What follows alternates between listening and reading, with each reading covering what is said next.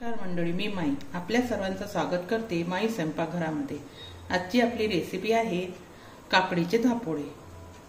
याला लागणारी सामग्री मी छान धुवून आणि किसून घेतल्या काकड्या, शिलून 4 काकड्या,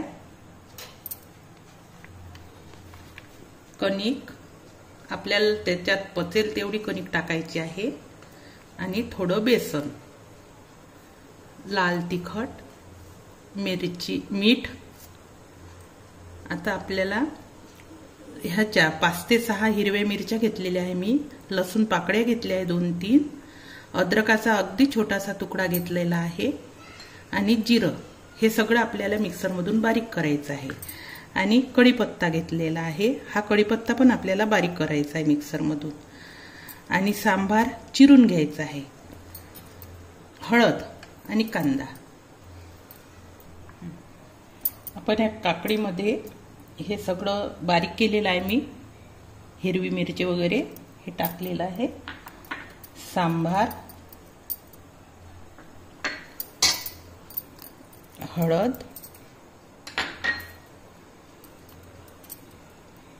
मीठ,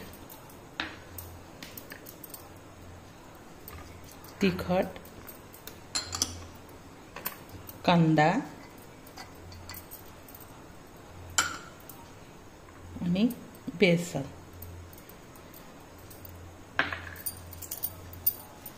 हे आपल्याला असंच अर्धा तास भिजून ठेवायचं आहे। यातलं पाणीही काढायचं नाही, त्यात पचेल इतकी कणिक टाकायची, आणि याला काही वेळानं परत पाणी जर सुटलं आणि जास्त वाटलं तर त्यात परत कणिक टाकायची आहे आपल्याला।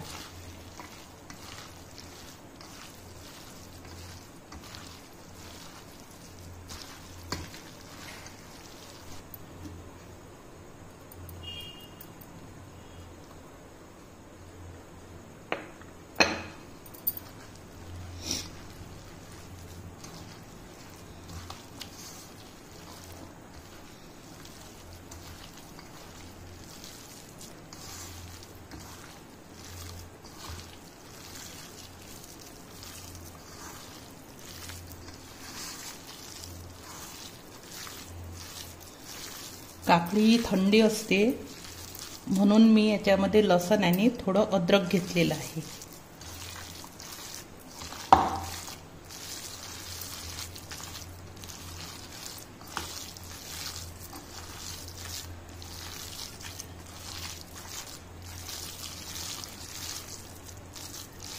हे असं मी भिजून ठेवलेलं आहे, तर अर्धा तास हे असंच राहू द्यायचं आहे आपल्याला।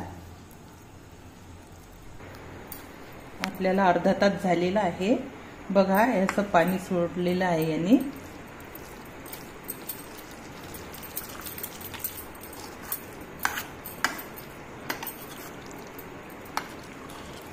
छान हे मिक्स करून घ्यायचं।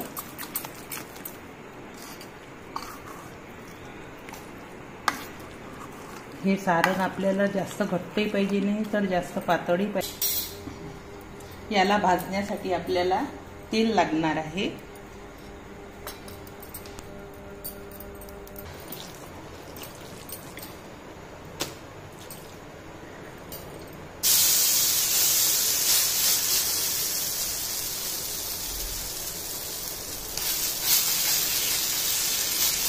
तवा तापल्यावर कमी पावर करून टाकायचा।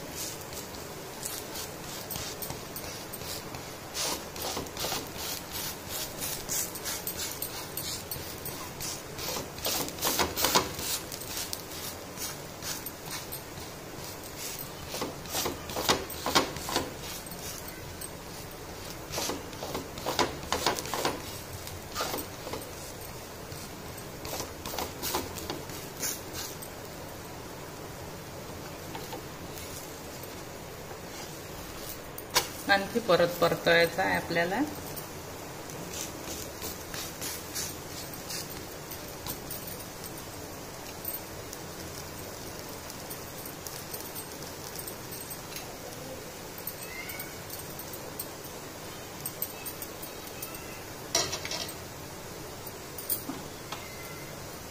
कमी जास्त पावर करत राहायचा गॅसचा.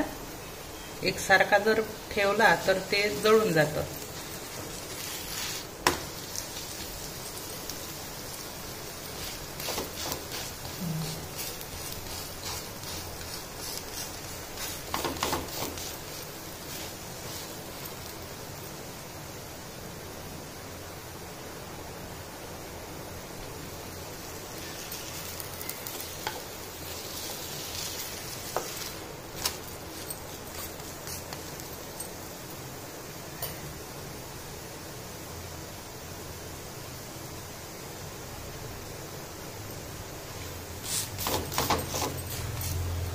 आपला असा दोन्ही बाजूने छान भाजला गेला आहे.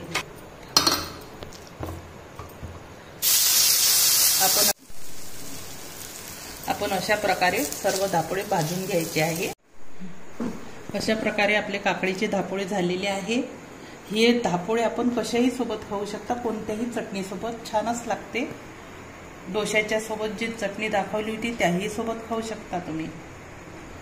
तुम्हाला हा व्हिडिओ आवडला असल्यास लाईक करा आणि असेच नवनवीन व्हिडिओ बघण्यासाठी चॅनलला सबस्क्राईब करा. धन्यवाद.